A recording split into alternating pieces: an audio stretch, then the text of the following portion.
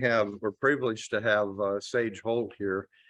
She came in from Austin to talk to us about diving in Florida and also some of her blackwater adventures. And I think she's going to be talking a little bit about her equipment, her setup, because she's using one of the camera setups that I'm very fond of. As far as I've never used them, but the Olympus TG series seems like half of the world that's diving has one, and for good reason. They do an excellent job. So are we going to try it? Yeah. Okay. I'm turning it over to you, Sage. Would you like to talk a little bit, or? Yeah. I'm actually still getting it set up, so give me a second. Okay. It's not. We'll have a setup. Sharing the Hi, screen you're going to so be far. looking at me for a while. I don't like to talk. Sage has been with us now for a couple of years in HUPS. And like I say, she's from Austin, and she may be mentioning this or not, but she's setting up. Are you going to be talking a little bit about flower gardens? Yeah. I won't say anything then. Yeah. Okay. Yeah. All right, Sage, you're on. Okay. Turn on the center light, if you would, please. Okay. Well, I'll start. Go. I'm Sage. I come on Zoom all the time, but I've never been here in person, so I'm glad to be here in person. And I'm here to talk to you guys about the amazing diving I found in Florida during COVID, because I couldn't go anywhere and I wanted to go somewhere. So I found the closest place that looked good and turned out to be actually amazing. So right here in Florida, in the United States, we're going to talk about these places. They're all within an hour of each other, except for Jenny Springs, but Jenny Springs is on the drive in. So if you drive into Florida, you can stop at Jenny, and that's why I put it as the bonus. Who has been to these areas? I know some people have. First Anybody never heard of them? I've heard all of that. Okay, so I had never heard of any of this until Justin told me one time, oh, you got to look at Blue Heron Bridge. And I was like, what's that? He's like, there's seahorses. I'll do anything for a seahorse. Anything for a seahorse. Except for the seahorse, of course. But I went out there to see Blue Heron Bridge and find a seahorse. And I found way, way more than that. Give it a second to load. The first one I want to talk about is West Palm Beach. West Palm Beach is actually the location of Blue Heron Bridge, but it also has awesome reef dives. So Caribita is the boat that I dive with when I go there, but there are a couple of other options. And at the end of the slideshow, I have like a screenshot of all the different options that I've used and the different boats that are there that I prefer and have heard are great. So beautiful, large spadefish schools. This is the Riviera Beach, the actual beach on the island, the Singer Island, which is where Blue Heron Bridge goes across onto Singer Island. And then Riviera Beach is the beach right there into the water. And that is also the beach. My husband took that drone shot. Yeah, it's slow, but It's going. it'll get there.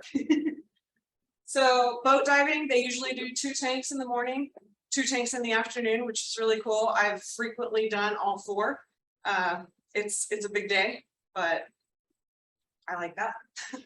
When I go to this area for a week, 7 days, I usually do 20 dives. Are you flying or driving? I fly most of the time, but I have driven once. And if I had people to drive with, I would always drive because it's not that bad. You take all the gear you want, all the goodies you want, but on my own, it's pretty hard. I can't make the drive.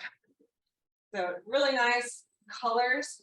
It's almost all soft corals, fans, sea whips, quite a bit of fire coral, but you know, it's beautiful. Just don't touch it. Lots and lots of soft corals. On the last trip that I went on, I did a dive with a girl named Andrea out there, and her and I found a piece of hard coral about this big, And it was the largest piece that she had seen working out there for many years. So there is, I don't know if it's the warming of the seas or what, but there is some hard coral starting to get into some of these southern dive sites at West Palm Beach. So lots of turtles as well. You've got hawksbill there, you've got loggerhead there, and if you're super lucky, which I have not been yet, they also have leatherbacks, and all of them nest on the beaches there.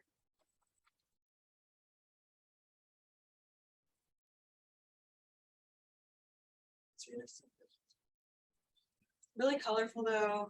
The water clarity is good most days. It can be bad, but it's not stellar. I've never seen it stellar. I understand it can be occasionally, but I haven't seen it like that. What months have you been there? So I've been there now in December, early December. I've been there in March. I've been there in June.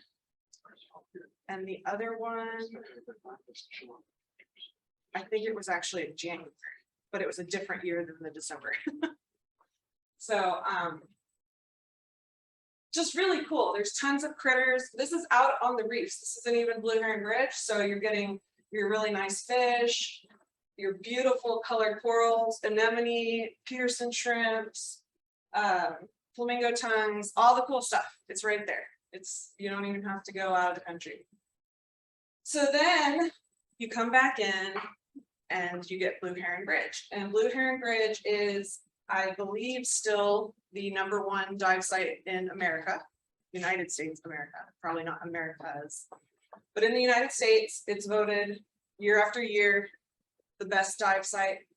It's muck, it's tidal, so you have to dive during the slack tide. So there's 2 times per day when it's possible. Sometimes it's the middle of the night, so you can't dive.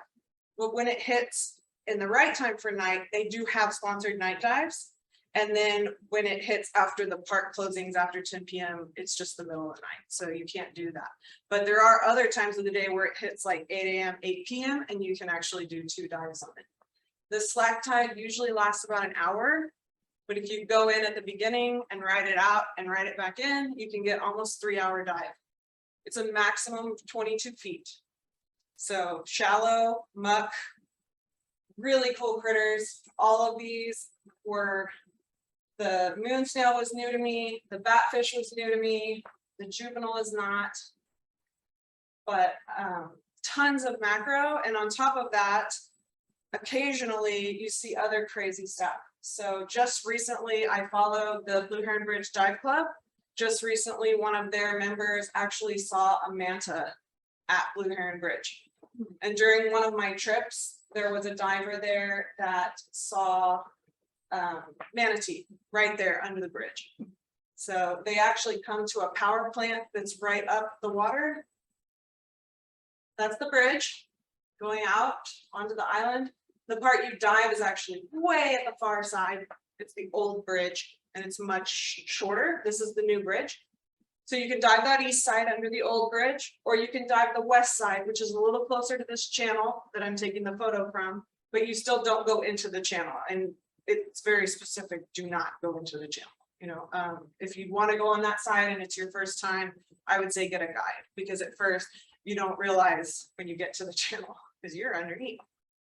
But on the old side, you can go all around in there. There's no boat traffic. The bridge is too low, and it's a really safe area to just mill around. There's lots of divers on almost every dive. So you're kind of just hanging out with other people and everybody's just kind of digging along and going real slow.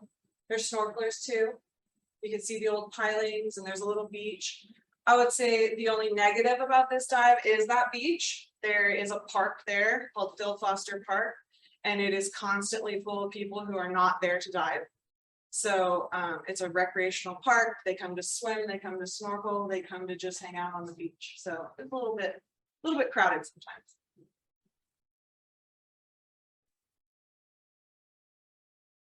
When's the best time of the year to go? So the only questionable trip I've had so far was my November, December. It was early December, late November.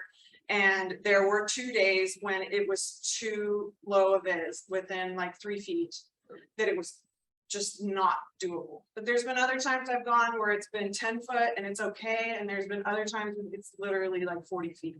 It's amazing.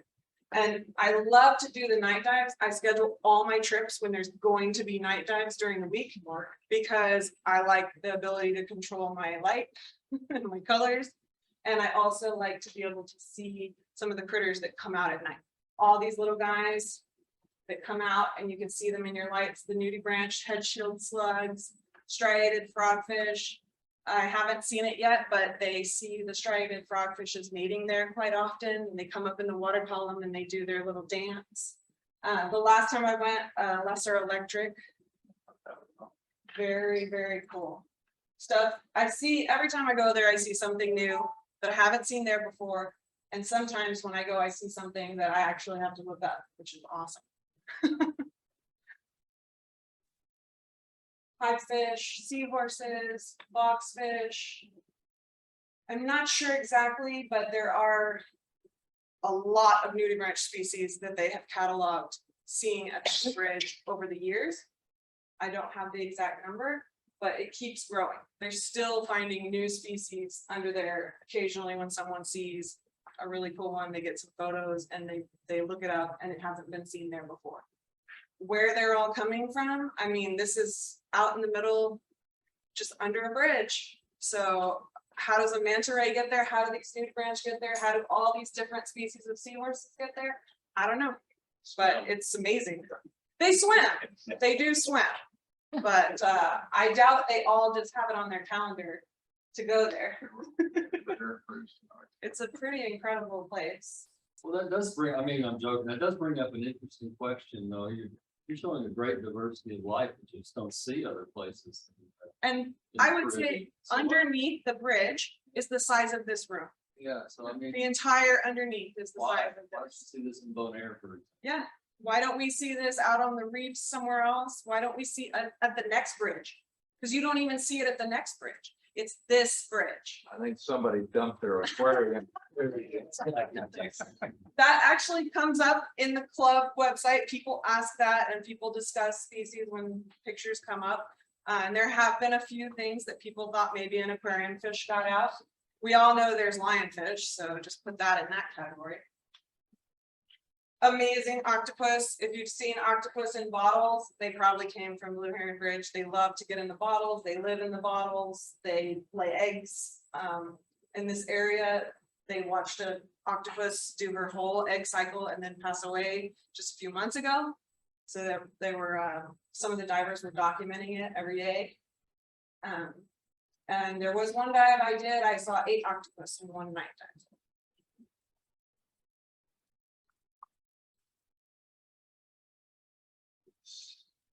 Try it again, they're just not moving yet. St. Croix.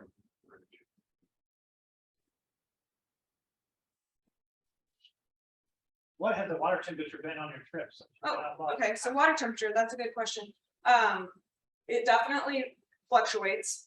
So I would say though, I haven't had to wear a wetsuit there. So for that to translate, I wouldn't put anybody in more than a 3 mil unless the time gets you colder.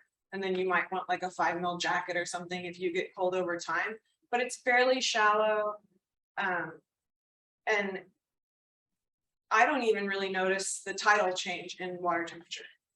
Last month was 80 degrees down there. Sorry, Last month was 80 degrees. 80 degrees. Yeah. Yeah, I mean, I would say 80, 82, 78. 70 change. Just, I mean, your average Caribbean temperatures, in my I opinion. didn't know if it was colder in the winter. It is colder, but it's not significantly colder. It's just a few degrees that I've ever felt. So another thing we can do in West Palm Beach, blackwater diving. I started doing it there the first time that I drove with friends, and I've been addicted ever since. So I try to do it every time. I absolutely love getting on the boat with Linda. Hi, Linda. And she does amazing things for science and blackwater diving and species identification. They're still identifying new species every year. I would say maybe even every month. This is the setup that you use for blackwater. couple of different ways to do it, but they're making this light tree, sending it into the water with a buoy ball, and then you're floating in the water with the whole apparatus, somewhere between 80 feet and the surface, and just taking pictures of the really cool tiny creatures you see, or some big ones come along. But most of the stuff is very macro. I would say within the size of your thumb or smaller. So it's very challenging. The first time I went out, I did not get great pictures, but that one on the far side was from my first trip. And that's what it kind of really looks like to the eye. There's stuff going everywhere. There's lights everywhere. There's other people with huge lights. It's the brightest night dive you'll ever do. So the term Blackwater is really just because the backgrounds of the photography come out black, so they look nicer. But the dive is absolutely not dark. It's bright. There's multiple people in the water. Everyone's got as many lights as they possibly can. Flashlights. They've got strobes going everywhere. So Dennis had asked me to talk a little bit about my settings for Blackwater. It's definitely extremely challenging and evolving all the time, so with me. And it's really difficult with my point and shoot. I have a TG series. I actually have a 4, not a 6. So I'm even a little bit behind most people. And it's very, very difficult for me to get these shots, but I have found a way to do it.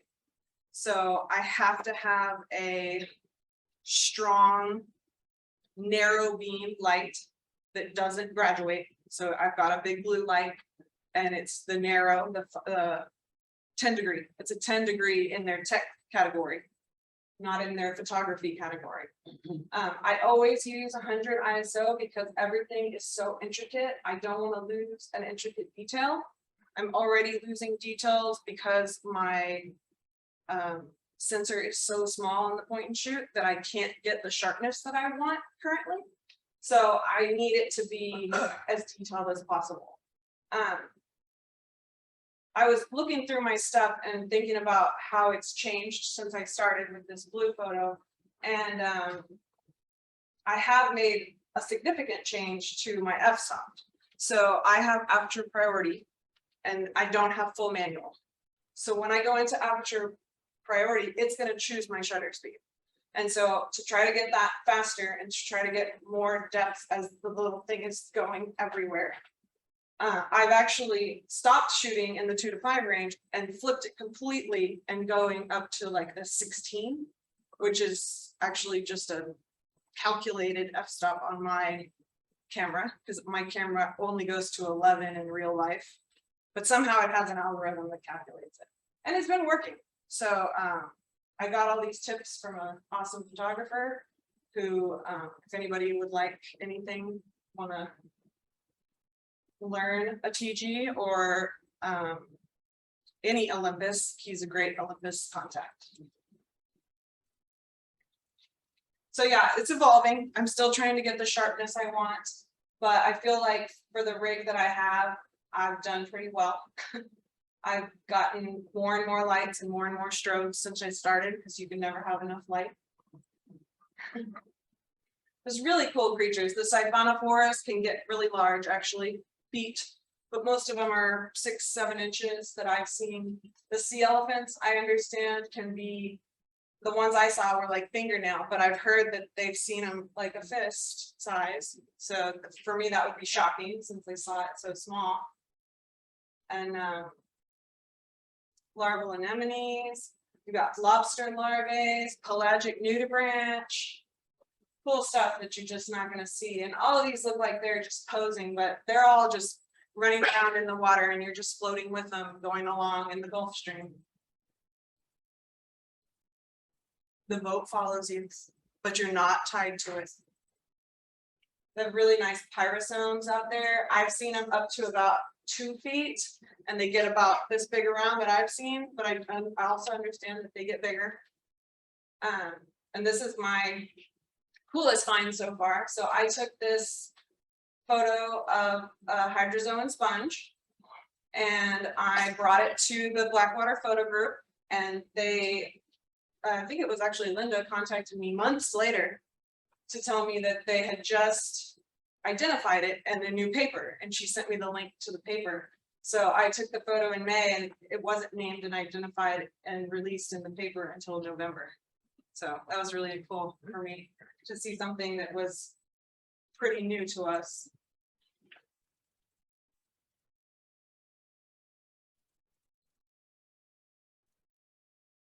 How do you have to make this? Are you doing more get backing in, or are you still?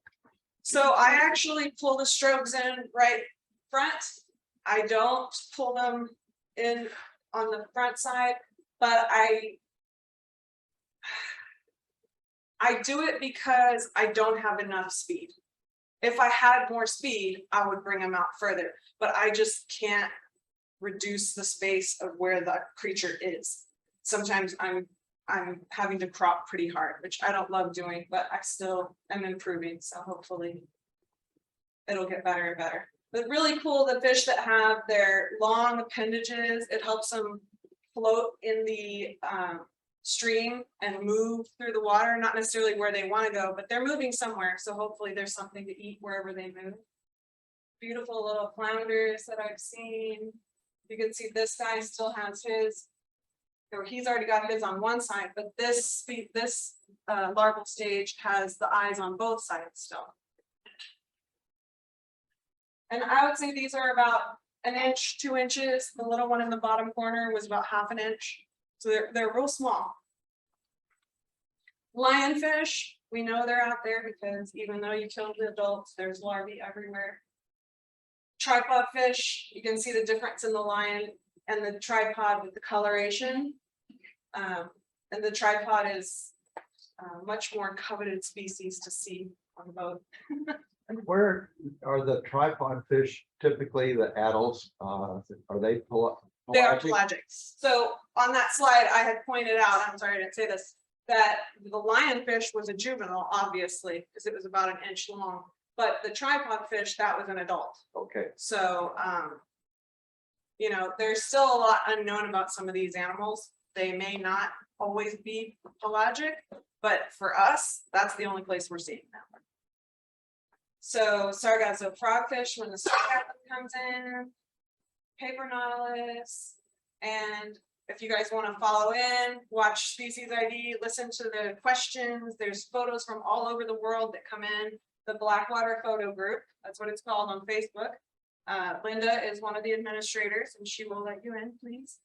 And it's an awesome group to just watch. Whenever you're on there, something will pop up and you'll see something you've never seen before. is that Mike Barnick's Facebook page or a different one? I think he's in it. No, it's not his direct Facebook page, but he is, I think, one of the admins on it. Okay. Just a second, it's cycling. Okay, just a second. All right, so now we're gonna go to Jupiter. It's about 40 minutes north of West Palm Beach, and the reef stops. The water changes temperature enough that the reef really does stop, and it is all wrecks, all sand, lots of sharks. These are fed shark dives, but they're not chumming per se. They have an experienced guy. The guy that I like to go with is with Emerald Charters, and he's Josh the shark guy. He's awesome. He loves sharks. He just got called out a couple of days ago by Jeff Corwin for having video online of him pulling hooks on these. It's legal to fish all of these sharks there in Florida. So they get hooked a lot and they get caught a lot, and they have tournaments still that NOAA sponsors. So if you guys don't think that that's cool, there's petitions online. I can send them to you. They just had one about 4 days ago, and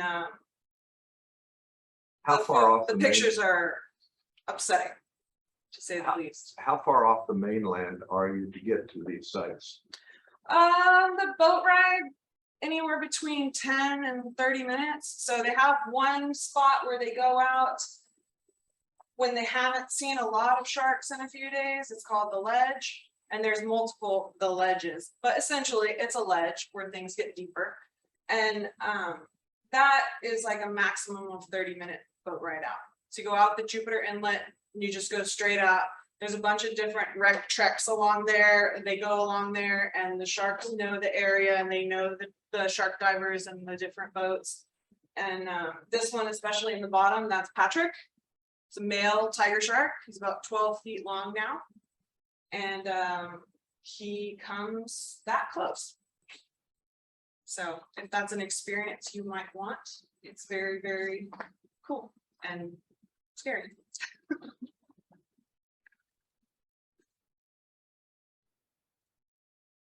They'll be there. Yeah, from what I understand with Patrick is that there's obviously we all see diving with tiger sharks around different areas in Bahamas and whatnot.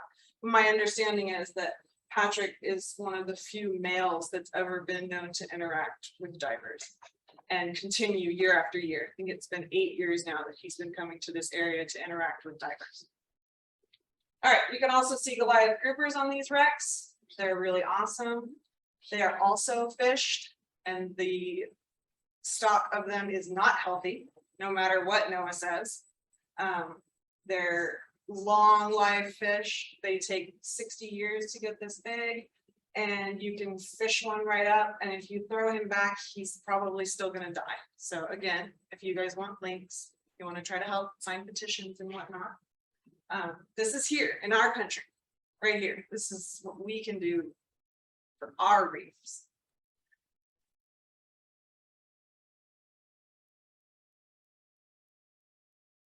So people are actually doing sport fishing on these, throwing Yep. it back. So with the Goliath grouper, especially when they sport fish it up, you can't eat it. The mercury levels are way too high. No one eats them. So they throw them back, and they think because they're still flopping that they'll be okay, but they have frequent barotrauma to the eyes. So when they pull them up, the eyes will get that barotrauma. They'll essentially explode inside. And then by the time they get them back in the water, they're pretty much blind. And so eventually within hours, you know, they're going to get picked off by something or they just die. So, and some of them are 4, 5, 6 feet, hundreds of pounds. They're huge fish. They're massive. They make the big groupers in Cozumel look tiny. So also there's macro stuff. These are on wrecks out of Jupiter.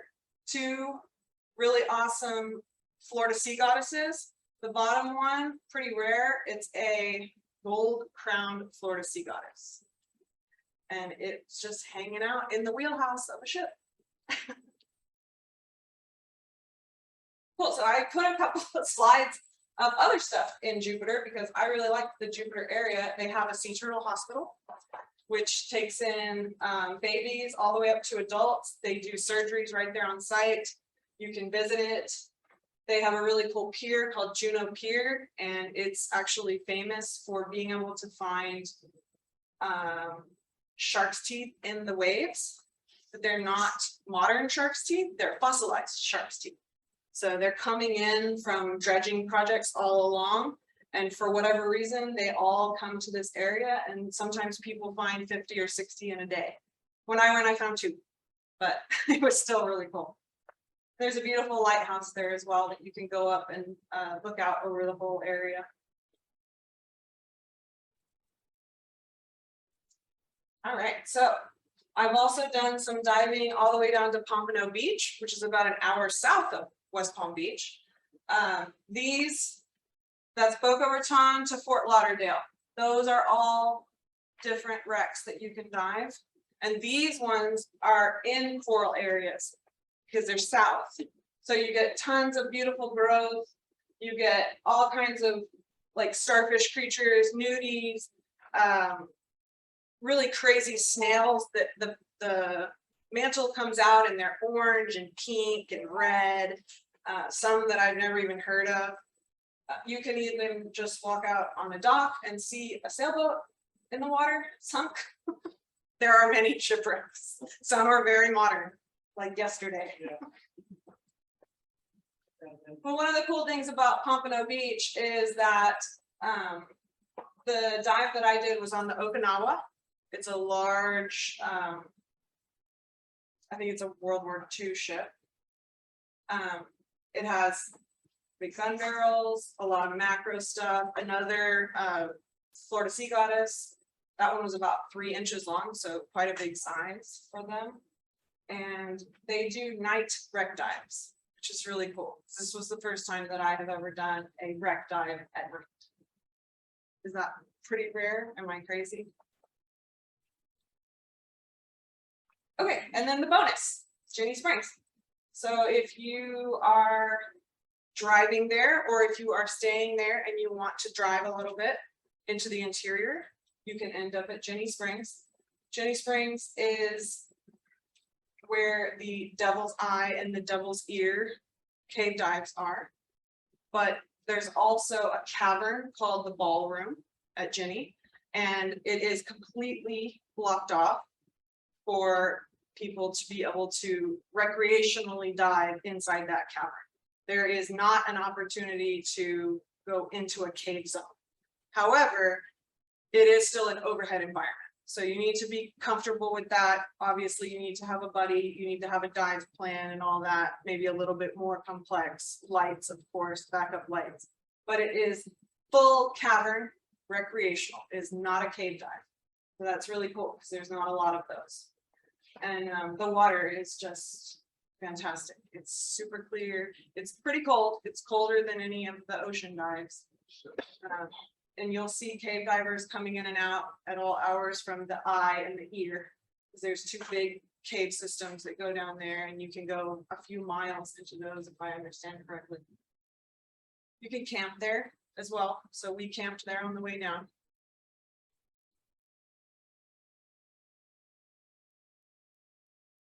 So you can see the spring water coming out. This is the cavern. And then this photo is the eye. See how large the entrance is. And to explore the eye, you really don't have to go into an overhead environment. You're just in the spring. There's nothing above you. And then the other piece, there is the ear, the Devil's Ear. And it's a really cool spot because it's very narrow, like a canyon. And the tannins from all of the leaves and the muck at the top create different colors.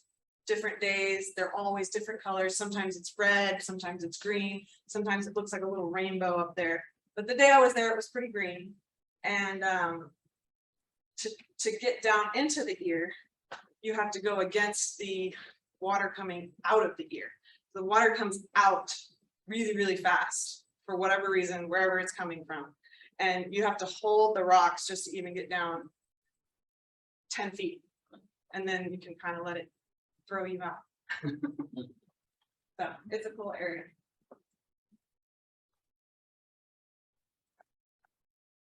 Okay. So questions? Experience? Is Jupiter north of Palm Beach? Yes, Jupiter is about 40-minute drive north, but I believe it's only about 20 miles. You just have to go out to the highway to get up there. And that's where Juno Beach is. That's where the Jupiter Inlet is. The big lighthouse with the really cool, there's a special glass in it. Someone here might know what it's called. The There's wrecks one- up and down the coast are all different ages, I would imagine. All different conditions. ages. I mean, there's everything from actual Spanish shipwrecks to literally, I sunk my boat yesterday. One of the times that I was in Jupiter, they had had a fire on a boat right in the next marina. And the firemen were still walking around on it in the morning. The fire was out, but they were still out there with the trucks and everything, and the boat was just obviously sinking. Like most wrecks, they're populated by species. Sure. Getting When you get up into the Jupiter area, there's less of the like tropical fish everywhere. But down in the West Palm area, there's still quite a few wrecks that they go to. And you get the reef fish and you get the soft corals growing on them. And you get all the macroalgae and the beautiful reds and oranges. And then up towards the Jupiter area, there's a lot more predators. So things are a little more scarce in terms of just everywhere. But there are still semi-reef fishes, the ones that can go between. The one time, one dive that we went out for the wrecks, time that we went there, went fairly far offshore and there were 3 wrecks in a row. And the current was so strong that we only did 1 wreck and Only then did one just wreck. came back up. Yeah, so, You had to hang on to just hold on where you were. there's not always a lot of people, for whatever reason, on these shark dives with a camera. There's always a few of us with cameras and most everybody has a big giant one. And then there's a whole group that has maybe a GoPro. And so sometimes you can hang back on some of these wrecks when the current is blowing really hard and kind of get behind them and do some nice photos if you can find some macro stuff. I've seen like a little shoot, I forgot what it's called. The little tiny red crabs that look like they're jointed. Anyways, Neck crabs? no, they're not that spindly. They're a little thicker. Barrel crab? No, thicker. Anyways, I'll think of it. But so there is a lot of macro and you can see it when you get inside, because inside the wrecks as well, it's dark all the time. When you're in some of these, like the wheelhouses, you're not going, I mean, you can actually go through rooms in almost all of them. So again, overhead environment, make sure you're comfortable with that. I think most of us are, but they're pretty lax with those kind of things. They just want to know that you're comfortable in the water because you're going to be in charge of yourself in the water. There are people leading you, but they're leading you on the dive site. They're not taking care of you, right? So I actually love that part of it, that they give you that autonomy to hang with your buddy back at a wreck and then catch up or come up in a different area if you have to. They know the area really well. I've never been worried about where the boat was. And it's not like Cozumel where you come up and there's 100 boats around you. You're pretty much just out there and then they show up. So it's good. I didn't see any fish in Jenny Springs. Is that? You know, there are fish. Bass. There's some little, I'm not so great with freshwater fishes. Perch, yes, thank you. There, and there's some, we saw a crawdad hanging out by the ear. But yeah, I mean, it's your typical, like, just stuff we would see even here in Texas.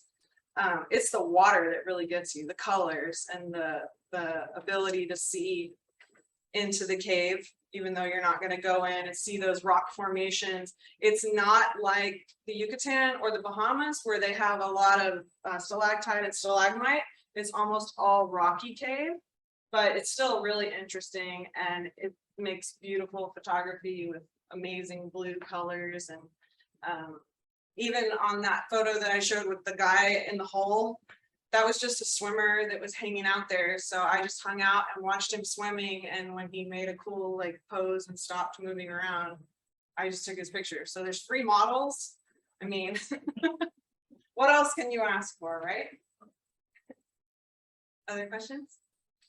Yeah. Sure.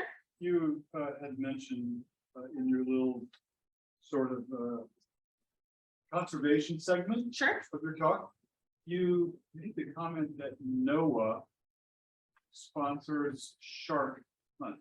So they are allowing, the NOAA fishery is allowing these tournaments, and it is not illegal at any time to fish the sharks. You sure that was NOAA and not the state of Florida? They both have to agree. So it's not sponsored, but it's allowed to happen, even though What are you saying? They turn a blind eye or what? it's not illegal. Unfortunately, it's just not illegal. So you can do it any day of the week. We catch 2 sharks a day. Yes. And they just, like I said, they recently had an actual tournament, brought people to Florida, to Jupiter, to go out on these sites where these shark dives are happening and fish and kill these sharks. So it's not a marine park. Nope. Yeah. All this cool stuff you've seen, and there's not a marine park. No. Now we're all mad Get in the car, we're going to Florida. There's a lot of stuff on Instagram about it, Mhm. people trying to stop the tournament. Yeah, there's a lot of petitions out there, and I know a petition is just a piece of paper with signatures, but maybe at some point it'll get horrific enough to the general public that they'll start listening. But they even used to have until about, I think it was like 10 years ago, they used to specifically have a hammerhead tournament there, and it was the biggest hammerhead would win the tournament. So they would just fish the hammerheads out like crazy, and I can't even see a hammerhead there. I still haven't seen a hammerhead out there. It's on my bucket list. Dennis? I want you to comment on the flower gardens now. Yes. Okay, so you guys saw my segment on Blackwater. I started doing it in Florida during COVID. Fell in love with it, figured out how to make my little camera do something to where I could see what the fish were, not just blue blobs. And then I started talking to a photographer in Cozumel named Robert Stansfield, and he is now doing private charter Blackwaters almost every night in Cozumel. He's an awesome guy. He's an amazing photographer. Marlex just picked him up to start repping their new soft, which is a snoot. It's really cool. But if you get into the Blackwater photo group, you'll see his posts and you'll just be blown away because it is literally right there in Cozumel, 10 minutes from the shore where they're doing this. I've done that a few times now on multiple trips. And so I went to Captain Dennis with the fling and I said, why can't we do this? And he said, oh, all these reasons. And I said, nope, no. So we've worked through a whole bunch of kinks, a lot of thinking, a lot of mapping has gone into it, a lot of safety aspects. And in September 6, 7, and 8, there is a fling charters trip, which Dennis is on and I am on, that will be Blackwater diving in the Gulf of Mexico on the flower gardens. So it'll be the first time in the Gulf of Mexico. We're still hoping to get 2 A&M intern scientists to come out with us that would be able to do species collection. If not, then we just won't collect, but I am sure that we will see something new, even if we just see it.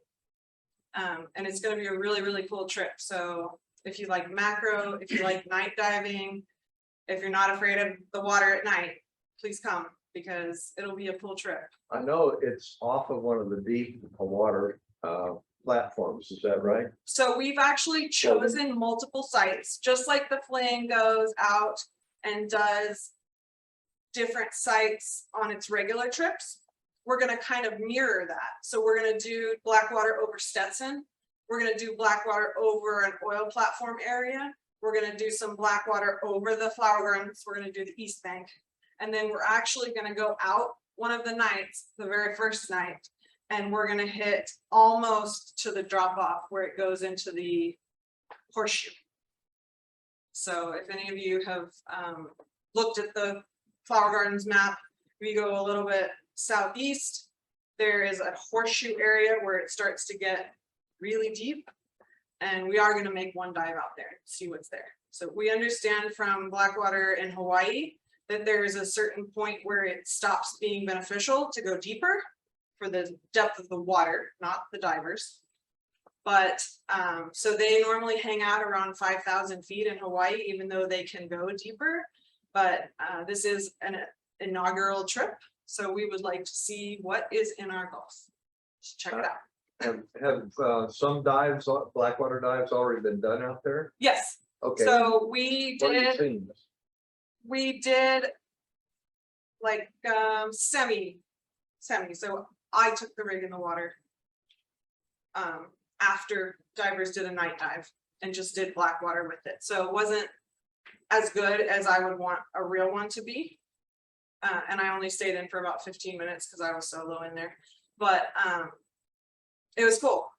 You know, I feel like there's a lot of potential. I didn't dive that one with my camera because in case there were issues with the rig or myself, I didn't want to have a camera on me. But I was able to pick up off the boat. I was able to go off the back deck. So because we know this will be a photographer's trip, they'll be real heavy on big cameras. we figured out a way to have one down ladder and have the other one off, so we can jump off the back and come back onto the back instead of jumping off the side and then having to wait for cameras to come down after. Well, it's all drift, so It is all yeah, you're drift. not gonna be experiencing ripping currents. Yeah. If Well, it's a and ripping even- current, you're going with it. Yeah, exactly. So even in Florida, there can be ripping currents. I think one of the nights we went like 10 miles, which is the fastest I'm ever gonna go, 10 miles. And and you don't feel it at all. You just feel like you're just hanging with the same things and things just come out of nowhere, but you don't feel the current because the ball just goes with you and the boat just follows nearby. And the ball definitely makes a huge light spot for the boat to follow. Are you putting lights down to 60 feet or deeper? We're gonna go to 40. 40? And we decided to do that for safety because we'd like most of the divers to make that their maximum depth, since this is a new area. However, we do understand that there will be divers that can go deeper. You're absolutely allowed to with your diving license. We're just gonna encourage people, when they look up at the light, they need to come up a bit. So we're just trying to keep this really simple at the beginning, see what's out there, bring back some awesome photos and get some interest going in it. And some day dives on the rigs. A few day dives, yeah, in between when we can, so there's a maritime laws about crew working 12-hour shifts. And so to do the night and some of the days available, especially if people decide to skip a night one and do a day one instead because they're tired or they're cold, we're planning to bring double crew. So they'll be able to have 2 rounds of crew going the whole time. So a lot of this is reflected in the price of this trip. It's a little bit higher than all their other stuff, and people have asked me why. Well, first of all, because it's 3 whole days, so it's one of the longest trips. The only one longer is the coral spawn. We're limiting it to 20 divers, and normally the fling can hold 28 divers. And we are having that double crew. So we're gonna pay a little more to have that double crew on there, so we can continue diving without having to worry about the 12-hour marks. Well, it'll be an interesting experiment. It will, it is, exactly. It's an awesome experiment. And just a little tiny side note, if any of you guys like the fling or don't like the fling, it was just sold to a new owner. So Sharon and Ken have officially retired, and the new owner is Andy, the dive master. All of you probably have met him if you've been on the boat. He's always out there, and he is now the owner. So exciting news for them. If anybody's interested in the different companies you can use or the different boats, I recommend this is what this slide is. So if you guys are interested in that. Any more questions for Sage? Thanks so much, Sage. A lot of good information and a lot of pretty pictures. That's good. I guess we're ready. You want to take a break? What time? Yeah, take just a couple of minutes and let We'll take a Martin. 5-minute break or something, and then we'll have a photo contest. Yeah. Linda says, Great job, Sage. Linda is in Florida, so when you go on these dives, especially the Blackwater, she will be there. She's amazing. She's Like- so welcoming to all of the newbies on Blackwater. yeah, we met her in Antelope. Oh, nice. Also, Jeff Millation was there at the Yep. same time, so. I've never been on a boat before I went on my first Blackwater with that many big campers, and I was just like, whoa. Every single person has a massive camera. You want to check and out what Jeff Millation has.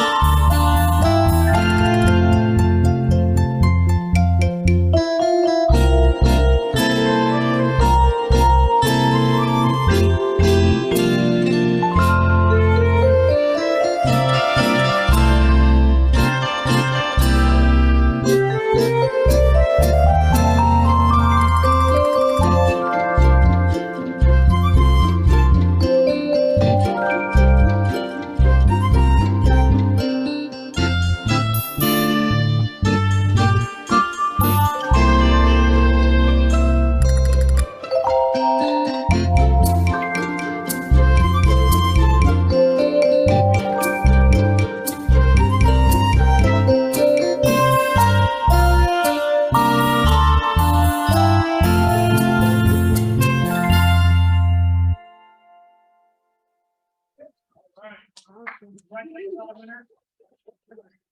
Anything else we need to talk about, Dennis? No, I don't think so. Y'all show up next week. Next month. Next week. It's not next week. What is next month, you know? I don't know, I'm jet lagged. It'll be a great meeting, whatever it is. If everyone survives the heat, we'll see you in August. We're going to meet at Thanks Jack's. for coming out. Jack's burned it down. Huh? What? Jack's didn't open. Okay, so we go to Mexico then. Okay, thanks for.